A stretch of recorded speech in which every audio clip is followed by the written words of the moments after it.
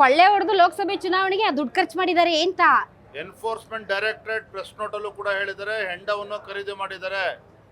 Lamborghini ಏನು ಖರೀದಿ ಮಾಡಿದ್ರು ಅದು ಒಂದು 2-3 ದಿನ ಯಾವ ಮಂತ್ರಿಗಳ ಮನೆಯಲ್ಲಿ ಇತ್ತು ಅನ್ನೋದನ್ನು ಕೂಡ ತನಿಖೆ ಮಾಡಬೇಕಾಗ್ತದೆ. ಸರ್, ವಾಲ್ಮೀಕಿ ಅಭಿವೃದ್ಧಿ ನಿಗಮದ ಹಣ ತಗೊಂಡು ಲ್ಯಾಂಬೋರ್ಗಿನಿ ಖರೀದಿ ಮಾಡಿ ಎಂಡ ತಗೊಂಡ್ರ ಏನ್ ಸರ್ ಹಿಂಗೆ ಹೇಳ್ತೀರಾ? ಪಾಪ ಸಿದ್ದರಾಮಯ್ಯ ಹೇಳ್ತಾ ಇದ್ರು, ಲ್ಯಾಂಬರ್ಗಿನಿ ಕಾರು ಏನು ಖರೀದಿ ಮಾಡಿದ್ದಾರೆ ವಾಲ್ಮೀಕಿ ಅಭಿವೃದ್ಧಿ ನಿಗಮದ ಹಣದಿಂದ, ಆ ಲ್ಯಾಂಬರ್ಗಿನಿ ಕಾರ್ ಹೇಗಿದೆ ಅಂತಲೇ ನಾವು ನೋಡಿಲ್ಲ.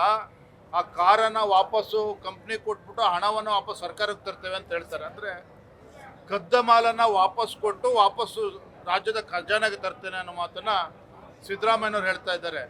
ಇವತ್ತು ಸ್ಪಷ್ಟವಾಗಿದೆ, ರಾಜ್ಯದ ಜನರ ವಿಶ್ವಾಸವನ್ನು ಕಳೆದುಕೊಂಡಿದ್ದಾರೆ. ಭ್ರಷ್ಟಾಚಾರ ಮಿತಿಮೀರಿ ಹೋಗಿದೆ. ವಾಲ್ಮೀಕಿ ಅಭಿವೃದ್ಧಿ ನಿಗಮ ಇರ್ಬೋದು, ಮೈಸೂರಿನ ಮೂಡಾ ಪ್ರಕರಣ ಇರ್ಬೋದು.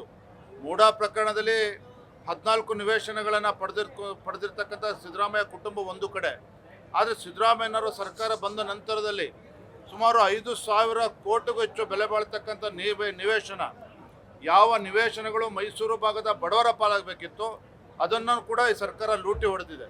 ಹಾಗಾಗಿ ಇವೆಲ್ಲದರ ವಿರುದ್ಧ ಆ ಮೂಡಾ ಹಗರಣ ಕೂಡ CBI ತನಿಖೆ ಕೊಡಬೇಕು, ಮುಖ್ಯಮಂತ್ರಿಗಳು ರಾಜೀನಾಮೆ ಕೊಡಬೇಕು ಅಂತೇಳಿ ನಾವು ಆಗ್ರಹವನ್ನು. ಗ್ಯಾರಂಟಿ ನ್ಯೂಸ್, ಸುದ್ದಿ ಖಚಿತ, ನ್ಯಾಯ ನಿಶ್ಚಿತ.